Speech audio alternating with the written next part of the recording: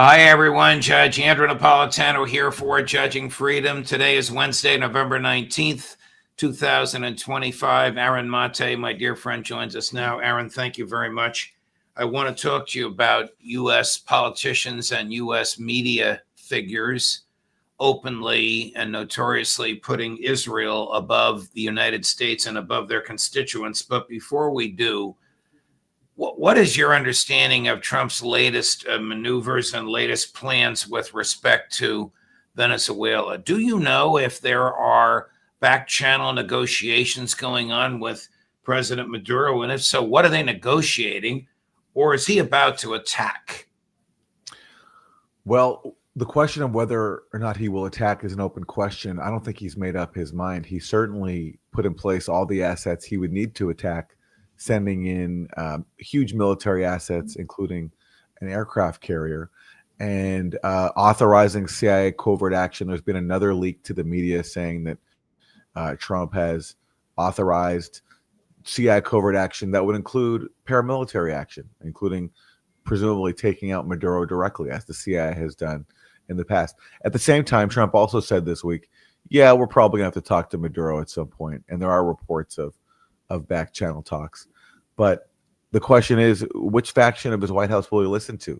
The faction that wants diplomacy, that's previously negotiated prisoner exchanges with Venezuela. This was done by Richard Grenell, Trump's hostage envoy. Or will he listen to his Secretary of State and National Security Advisor, Marco Rubio, who's had the president's ear for the most part since the start, who is dead set on regime change, has been pushing this for a very, very long time. And so far, Trump has done everything pretty much that Rubio wants. Wow.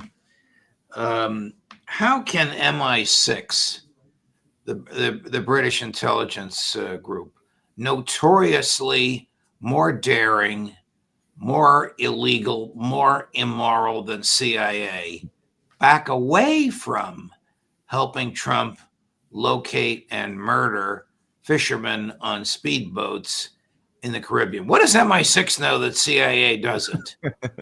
Well, I mean, it's a great question. It speaks to the complete criminality of Trump's policy, that not even the most reliable lackey it has, which is the UK, is willing to go along with it. Recall that previously, in Trump's first term, and Anya Parampil writes about this in her great book on the Venezuelan coup, the corporate coup, the UK stole Venezuela's gold, which was in British banks, at the behest of the US, because that was part of a plan to deprive Venezuela of its own resources, including its own state oil company, so that the state would collapse and regime change would be achieved. So the UK has gone to unprecedented lengths before to abet the Trump administration's regime change efforts in Venezuela.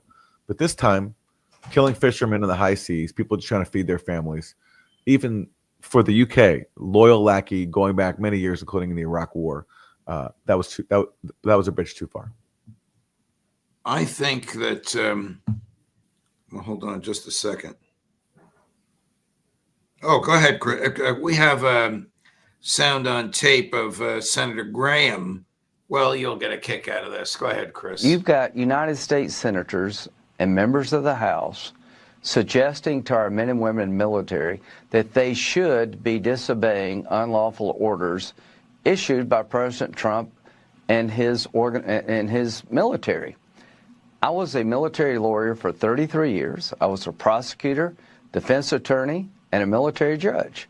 And if you're listening to this program tonight, I find no evidence that President Trump or anyone in your chain of command has issued an unlawful order to you.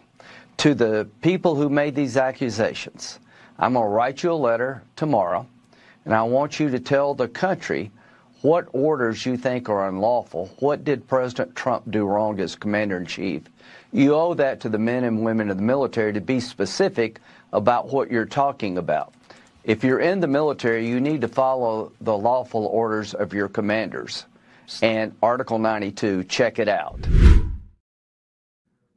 So this is a little bit confusing here, because he's speaking about an AI-generated clip that made the rounds on the internet, which purported to show Democratic members of the Senate and the House telling troops to defy the orders of their superiors. if it involved killing people. It was AI generated, and I believe it has since been withdrawn. Nevertheless, it is illegal to comply with an illegal order, and an order that directs you to kill non-combatants is illegal under federal law and under international law, and Senator Graham knows that. Yeah, and what he's displaying here is his complete contempt for the law, and that's what this whole Venezuelan operation is based around. I mean, the whole thing proceeds from the premise that we have the right to decide who can rule Venezuela. And we've been trying to make that decision for the Venezuelans for a very, very long time, going back more than 20 years under the Chavez government, where the Bush administration first tried to overthrow them and then tried again. And then when that failed, Obama administration imposed sanctions. And then when Trump came into office, he turned it into a full-blown regime change campaign by trying to install an unelected president, Juan Guaido. The Biden administration came in and basically continued the Trump policy, although didn't try as hard. And now Trump is back in office, inheriting this long-standing campaign for regime change and trying to revive it. And that's why Lindsey Graham was, the biggest cheerleader for regime change, I think, in the Senate, is now saying that U.S. service members should execute unlawful orders, including assassinating fishermen on the high seas. I can't tell you that the chatters are writing in, please judge, not Lindsey Graham again. I don't blame you, but I needed for Aaron to hear what Senator Graham said so that he could slice and dice it. The other day I saw a photograph that repulsed me. Danny Dannon and Mike Waltz hugging each other on the floor of the United Nations. What the hell was that all about? Well, this was the UN Security Council measure on the issue of Palestine that the U.S. didn't veto because it got everything that the U.S. wanted. This is the measure that just passed on Monday, which basically gives an international imprint to the Trump plan for Gaza, a so-called international stabilization force of foreign troops that will come in and rule Gaza, and a so-called board of peace headed by Trump that for at least 2 years will be the new ruler of Gaza, in concert with a technocratic Palestinian committee that has yet to have been selected. And the Israeli ambassador and the U.S. ambassador are celebrating because Russia and China did not veto this. They abstained. And it's a pretty extraordinary development. It's one of the few times, possibly the first time in the history of the Security Council, where a measure on the Palestine question has been passed that does not affirm the basic legitimacy of Palestinian self-determination. It only says, in line with the Trump peace plan, that maybe one day, if enough conditions are met, maybe then we can put Palestinians on the pathway to a state or to self-determination. It's a huge victory for Israel and the U.S. And before the vote, the U.S. essentially threatened violence if it failed. Mike Waltz said that if this does not pass, the people of Gaza are going to pay a very real human cost. And he also threatened the return to war. So using the threat of violence, Israel and the U.S. pushed this through. And remarkably, China and Russia abstained, even though they openly recognized that this was a huge betrayal of the Palestinian people. Russia had circulated its own measure with clear language for a Palestinian state, but they dropped that after U.S. pressure. Now, what Russia and China will say is that they didn't want to veto a measure that had the support of all of the Arab states, which is true, it did. Saudi Arabia, Qatar, UAE, they all got on board. So if Russia and China were to veto this, then it would look as if they were the obstacle to a global consensus. And also they would maybe be blamed if Israel blocked more humanitarian aid and resumed bombing Gaza at will. The problem is, in the process, they essentially sold out Palestinian rights. That's what this resolution does. It offers not even a token nod to Palestinian rights. And also Israel's violating the ceasefire anyway. Just today, as we're recording this, Israel's launched another attack on the Gaza Strip. The death toll since the so-called ceasefire went into effect in Gaza is at least 280. So Israel and the U.S. were threatening violence while they were carrying out violence anyway. Our friend and colleague, former U.S. ambassador to Saudi Arabia and former Deputy Secretary of Defense Chaz Freeman has a little snarkier view of the reason for China and Russia abstaining. If the United States wants to get itself involved in another land war mess, let them go ahead and do it. Because part of this is the U.S. is now going to build a military base there, and they're going to put troops on the ground. What happens when those troops on the ground see Israeli, the IDF killing innocent Palestinians? Will they stop them? What happens if those troops on the ground get in the middle of some military conflagration? What happens if some of those troops on the ground come home in body bags? I think for China and Russia, I see it differently, with all respect to Ambassador Freeman. I think China and Russia simply didn't want to be seen as the obstacle to something that even the Arab states support. And also, they're also bogged down themselves. Russia's trying to see an end to the war in Ukraine. I think they want to remain on good terms with Trump. China also constantly faces the threat of conflagration with the U.S., whether it's in the trade arena or even militarily over Taiwan. So I think in this case, these great powers just decided that the Palestinian cause wasn't worth it, that the Palestinian cause here was expendable. It brings to mind Noam Chomsky's observation a long time ago that Palestinians offer nothing to people in power, nothing. They have no rights accordingly. So therefore, they're constantly abandoned. So I'm not blaming China and Russia here as the cause for all this misery, because this is the doing of Israel and the U.S.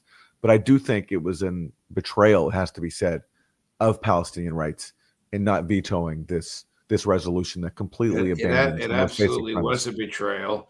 Here's someone who disagrees with you and me. Chris, cut number 17.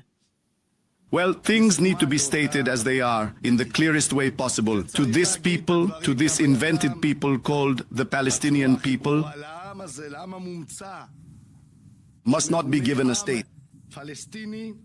This people cannot be established, because the aspiration of those who seek to establish that state is to erase the state of Israel. I am appealing today to our dear Prime Minister Benjamin Netanyahu. You must declare that Abu Mazen has no immunity whatsoever. If they push for recognition of this invented state, if the UN recognizes this, you, Mr. Prime Minister, must order targeted eliminations of the senior officials of the authority who are terrorists in every sense of the word. And you, Mr. Prime Minister, must order the arrest of Abu Mazen. We have a cell ready for him in Ketziot prison, and he will receive the same conditions as all the other terrorists in prison. And I call on the Prime Minister, arrest Abu Mazen. I'll take care of him. What is this all about? Well, this speaks to just how absolutely fanatic Israeli society is, that even Mahmoud Abbas, the president of the Palestinian Authority, who has constantly sold out his own people, acted as a collaborator with Israel and the U.S., to essentially be a police force on behalf of Israel against the people of the West Bank, totally sold out the people of Gaza, essentially supported Israel's assault on Gaza. That even Mahmoud Abbas is, in the eyes of this Israeli minister, Itamar Ben-Gvir, even he's not acceptable and has to be arrested. Why? Because he's Palestinian. And these people are, this minister like this guy are so extremist that even the existence of Palestinians just can't be tolerated. Even a Palestinian who collaborates with Israel. And the main beef that he probably has with Abbas is that Abbas has done some token things like going to the International Criminal Court, going to the UN, seeking recognition of Palestine. And so if you're a fanatic like Ben-Gvir, you just can't even tolerate that. So therefore, he wants him arrested. But look, overall, this opposition to a Palestinian state, that's across the Israeli spectrum, whether it's the ultra extremists like Ben-Gvir or, the liberal extremists like Netanyahu's opposition. This is universal. Ahead of this vote at the UN, Netanyahu and his top ministers and the opposition all said there will not be a Palestinian state. And in the face of that, when you have an Israeli government blocking a Palestinian state, and when you have the Israeli government doing that over decades, that should be the international community's response, is to address that and say, actually, there will be a Palestinian state. In this case, the U.S. pushed through a measure essentially abandoning that formally by only saying that if there is a Palestinian state, it might happen one day if a series of impossible conditions are met. Right. It's a huge betrayal of the Palestinian people. Let's talk about American politicians and media figures putting Israel first. When Senator Chuck Schumer, who's the minority leader in the Senate and the senior senator from the state of New York, was asked if he would endorse now Mayor-elect Mamdani, he said no, because I have to put Israel first. So Israel first over the United States, over the state of New York, over his own constituents. Did any of this surprise you? Not at all, because Chuck Schumer comes from the Israel First establishment. He fashions himself as the guardian of Israel, not a representative of his constituents, but the guardian of a foreign state. It's funny, during Trump's first term, there was constantly this phrase used by his critics who were accusing him falsely of being a Russian asset. And they were imploring Republicans, to put country over party, right? Country over party. In this case, Chuck Schumer's done that, except he's done that with a foreign country. So he's put a foreign country over his own party, refusing to endorse the mayoral candidate in his own city from his own party. It's unbelievable. And yet in a country where we had for years this freak out, a bipartisan freak out about fictional Russian interference and fictional Russian collusion with the Trump camp, politicians, whether they're Chuck Schumer or Donald Trump, openly collaborating with Israel, openly putting Israel's interests over their own party's interests and over the country's interests, that's completely acceptable. So this is not just a problem with one party. This is a bipartisan issue where you have leadership in both the GOP and Democrats putting Israel first, and it's totally tolerated. Nobody raises an eye about it. In fact, those who do raise an issue with it, they're forced out of Congress. AIPAC spends $20 million getting people who raise questions defeated. And that's considered normal right now under the guiding rules of Israel First. Here's someone whom formerly enjoyed President Trump's support, who he will try and push out of Congress. And she, listen to this, accused the president of treason by putting, without mentioning the name of the country, a foreign country ahead of the United States. Chris, cut number 14. I was called a traitor by a man that I fought for 6 years for. And I gave him my loyalty for free. I won my first election without his endorsement, beating 8 men in a primary. And I've never owed him anything, but I fought for him for the policies and for America first. And he called me a traitor for standing with these women and refusing to take my name off the discharge petition. Let me tell you what a traitor is. A traitor is an American that serves foreign countries and themselves. A patriot is an American that serves the United States of America and Americans like the women standing behind me. It's obvious what country she's talking about, and it's obvious why. The answer is Miriam Adelson and her colleagues and their checkbooks. Exactly right. Exactly right. And so Marjorie Taylor Greene is a rare Congress member who was part of the MAGA movement, who's actually trying to stand up for what she thought it meant, which is putting America first, not Israel first. And because she's done that, and it's a real transformation, she deserves credit for it. She's been viciously attacked by Trump. He called her Marjorie Traitor Greene. And he did the same thing with Thomas Massie, even insulting Thomas Massie for recently getting remarried after the passing of his wife over a year ago. So Trump has shown no loyalty at all to, the original concept of his movement of America First and the people who represent it, because he's decided to get a lot of money from Miriam Adelson, which he openly flaunts. I mean, we've talked about that address he made at the Israeli parliament, where he openly credited Miriam Adelson for his policy decisions. He said he did their bidding, the bidding of Miriam Adelson and her late husband, Sheldon Adelson, openly admitting to a foreign government that he was putting Israel first. And so the split you're seeing now inside of MAGA, Trump is dismissing this, and I think he's expecting that he'll have continued loyalty. And that may be the case for the majority of members of Congress who are, loyal not just to him, but also loyal to AIPAC.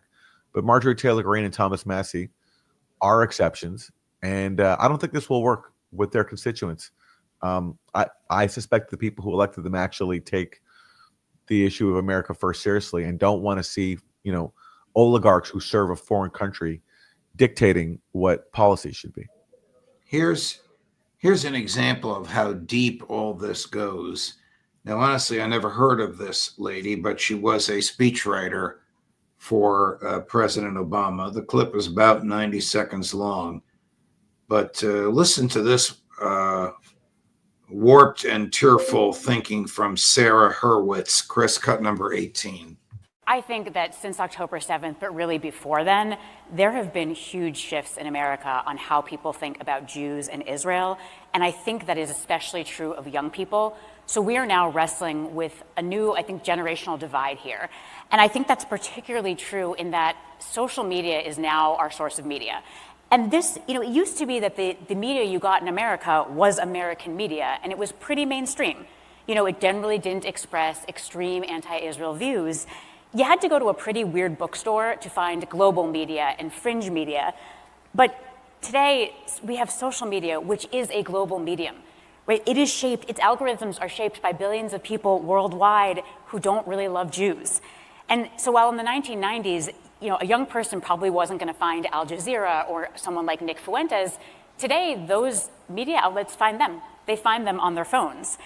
It's also this increasingly post-literate media, less and less text, more and more videos. So you have TikTok just smashing our young people's brains all day long with video of carnage in Gaza. And this is why so many of us can't have a sane conversation with younger Jews, because anything that we try to say to them, they are hearing it through this wall of carnage. So I want to give data and information and facts and arguments, and they are just seeing in their minds carnage, and I sound obscene. And, I think, unfortunately, the very smart, bet that we made on Holocaust education to serve as anti-Semitism education, in this new media environment, I think that is beginning to break down a little bit. Because, Holocaust education is absolutely essential.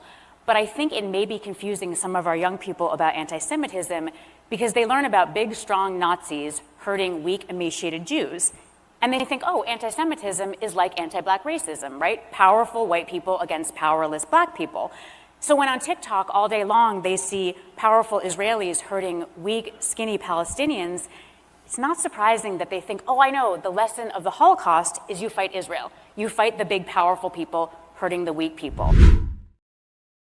How do you analyze her thinking? Does she want to suppress the free speech of people who expose the slaughter in Gaza in order to temper anti-Semitism in the U.S.? She does want to silence the free speech of people who care about Palestinian rights because she's a Jewish supremacist. It's an extraordinary clip. This is a liberal Democrat who was the main speechwriter for Michelle Obama for many years while Michelle Obama was first lady. And she's openly advocating social media censorship because, as she says, people are seeing too much carnage. The problem is not that there is carnage. The problem is that people are seeing it. So therefore, her response, her policy prescription is to advocate censorship. Recall that the ban on TikTok was begun under the Biden administration after there was so much concern in Washington that young people were seeing all the carnage that Washington was fueling in Gaza. So that's her first policy prescription. And then she says also, we made a mistake with Holocaust education, because Holocaust education taught people this idea that all human beings are equal and that mass crimes, mass murder shouldn't happen again. And so therefore, and it taught people that we should have sympathy for victims of genocide and for victims of marginalized groups. When she's basically saying the lesson of the Holocaust is not that we should have empathy with marginalized groups, it's that basically only Jews deserve protection. And it's fine even if the so-called Jewish state carries out mass murder. That's essentially her argument. It's such a revealing window into the depravity of Zionism, where she can recognize that people feel empathy with victims of mass murder, but rather than saying that that's a natural thing, she's saying it's a problem that has to be addressed. Terrific analysis of this, and it is obviously consistent with the Mariam Madelsons and Chuck Schumers of the world. I don't know where it's going to go, but I feel it's going to lead these rich oligarchs to pull the levers of power to try and suppress the free speech of people like you and me and the thousands that are watching us and want to hear what we have to say. It's already happened on college campuses. You can't stand on the Columbia College campus and wave a Palestinian flag and say, I want the Palestinian people to have their own country. You'll be kicked off the campus, or if you're a student, you'll be disciplined. Yes, and one thing that Twitter just did, which is really extraordinary, is Twitter just disabled the translate button for Hebrew. So now if there's a post of an Israeli politician speaking in Hebrew, you can no longer click translate to find out what they're saying. And why they do that is because so often what would happen on Twitter is, someone would just share a post from an Israeli politician, an Israeli journalist, and say, just click translate and you'll see. And you'd click translate and then you'd hear some genocidal, racist, fanatic statement. So to prevent people from now hearing what Israeli leaders, thought leaders, politicians are openly saying, you can no longer translate Hebrew text on Twitter. And I suspect we'll be doing something similar with comments like this. The Sarah Hurwitzes of the world, I think they're going to stop letting us hear what they have to say because they're so openly fanatic. At the same conference, this Jewish Federations conference, a reporter from Barry Weiss's outlet, the Free Press, which is now owned by CBS News, thanks to the billionaire Ellison family, bragged about her so-called reporting that some of the starving children in Gaza had serious pre-existing conditions, had major illnesses. And so their intent was to say that the problem in Gaza was not the kids are starving. It's that we were manipulated because some of these kids were actually afflicted by serious medical conditions, when the whole point is the people who are going to starve first when you block aid and be most vulnerable are people who are already sick. But these people are so fanatic and have so much contempt for human life, if the human life is Palestinian, that they thought this was some great scoop, that like some of the victims of starvation were already medically compromised. So I think eventually the answer is going to be just to stop us from hearing what these people are openly saying, because it's so damning every time they open their mouths. Aaron, thank you very much, my dear friend. Thank you for pressing us to point out this fanaticism among us. I mean, it's one thing to hear Ben Gvir in Israel talk like a fanatic. It's another to hear this lady who was just a few blocks from me talk this way, and God only knows who's listening to her and is being influenced by her. You're so courageous. Thank you, my dear friend. All the best to you. We have a short week next week, but I hope you can join us. Thank you, Judge, for having me. We'll see you soon. Sure. All the best. Coming up later today at 1 this afternoon on All of This, Colonel Douglas McGregor. At 3 this afternoon, Phil Giraldi, Judge Napolitano for Judging Freedom.